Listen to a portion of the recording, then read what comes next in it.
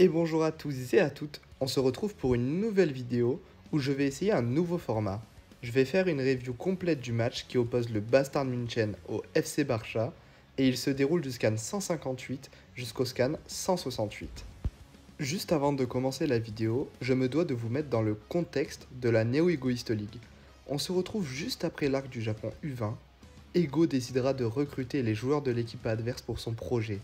Il ne reste plus que 100 jours avant la Coupe du Monde du vin, et c'est ainsi que Lego lancera la phase 2 de son projet en faisant un rite de passage vers le monde professionnel. La Neo Egoist League est un camp d'entraînement à travers les 5 meilleures équipes européennes. On a la France qui aura pour coach Julien Loki, l'Italie avec Marc Snuffy, l'Angleterre avec Chris Prince, l'Espagne avec Lavigno, et enfin l'Allemagne qui possède le meilleur joueur du monde en tant que coach, Noël Noah. On aura donc les différents joueurs du projet Blue Lock qui seront dispersés à travers l'Europe et évolueront chacun de leur côté pour pouvoir s'affronter.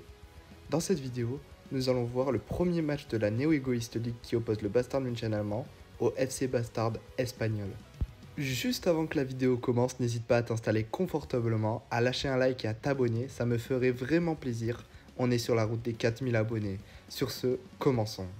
I came here to turn things around, to become the best in the world. Unless I beat someone stronger than me, that won't happen! Dès le début, on a le droit aux deux équipes qui rentrent sur le terrain, avec d'un côté le Bastard München et Noël Noah qui a adopté un 4-4-2, puis de l'autre, le FC Barça Lavigno a opté pour un 4-3-3 avec Bachira en pointe, et Izagui sera surpris qu'il soit directement titulaire. Puis on a directement le droit à un face-à-face entre les deux as des équipes, c'est-à-dire Kaiser, le prodige de la nouvelle génération, et le Néo Bachira. Les joueurs se chauffent donc avant d'entrer sur le terrain, et pendant ce temps, on nous rappelle les règles des matchs de la Neo Egoist League. C'est-à-dire que la victoire revient à la première équipe qui a marqué 3 buts, et il y a aussi le système de Start Change, donc que les coachs qui jouent en tant que professionnels peuvent rentrer sur le terrain pour une durée de seulement 3 minutes. Le match se lance alors, et dès le début, l'équipe allemande mène l'offensive. Ness fera une passe dans les pieds de Grimm qui fera un centre, et la balle atterrira finalement dans les pieds de Kunigami qui fera un contrôle, et joue maintenant en tant qu'égoïste. Il tirera, mais le gardien la renverra. On aura le droit à une petite querelle entre Ness et Kunigami, car Ness exige que ce soit Kaiser qui marque. Puis c'est enfin au tour de Bachira de nous montrer sa progression et nous montrer de quoi il est capable. Mais avant de voir ça, on a le droit à un flashback où on voit Lavigno entraîner son équipe. En réalité, il ne donne pas vraiment de conseils. Il parle surtout pour lui et de son style de jeu. Le seul conseil qu'il a donné, c'est de travailler sa créativité et son originalité, chose qui est intéressante pour Bachira qui est un dribbleur. Puis, de retour au match, Bachira dribble deux joueurs. Sa technique de dribble a changé, car maintenant, il feinte les adversaires et en fonction de leur réaction, il a une infinité de possibilités. Mais il se retrouvera finalement face à Kunigami, ce dernier n'arrivera pas à le stopper, il se prendra une double touche, puis Bachira fera un sombrero pour passer les derniers défenseurs, en faisant une passe à Otoya qui lui renverra dans le but de mettre une reprise de volée. Et c'est ainsi que Bachira mettra le premier but au score, faisant mener le FC Barça de 1-0. Le match reprend, et Kaiser jouera plus sérieusement pour cette action, promettant une mise à mort. Ness a le ballon et mènera le jeu comme il le souhaite. Il est d'ailleurs considéré comme le cœur du Bastard München, mais Izagui lui reste plutôt intéressé par les mouvements de Kaiser, car c'est selon lui le jeu idéal auquel il souhaite aspirer. Mais à ce moment-là, Ness lui fera un centre et Kaiser calmera tout le monde sur le terrain en nous lâchant un Kaiser Impact qui finira directement dans le fond des cages et égalisera. Même Noël Noah sera surpris car il s'agit selon lui du tir le plus rapide au monde. Ce n'est pas le plus fort, il ne faut pas confondre la frappe de Noah qui est quand même meilleure, mais ça veut juste dire que Kaiser dégaine plus vite que n'importe qui. Izagui comprend alors que toute l'équipe est fondée autour d'un seul joueur et qu'il s'agit de Kaiser. Il est le représentant idéal pour le Blue Lock, mais pendant ce temps, Lavigno rentre sur le terrain, prêt à jouer, et Noël Noah fera la même chose pour compenser le niveau. Il fera le choix de faire sortir Kunigami car il n'a pas su faire sa place pour marquer un but et a raté son occasion. Il fera rentrer à la place Izagui qui doit montrer au monde entier ce dont il est capable car tout le monde l'attend au tournant depuis le match contre l'équipe japonaise U20. Il est enfin sur le terrain avec l'homme de ses rêves, son idole. Il peut enfin jouer à ses côtés. Le match continue et dès la reprise, on a le droit à un duel intensif entre les deux coachs pour le ballon. mais Izagi interviendra pour faire un 2 contre 1. Sauf que le niveau est tellement plus haut qu'il n'est plus qu'une gêne pour Noël Noah. Et Lavigno le comprend très vite.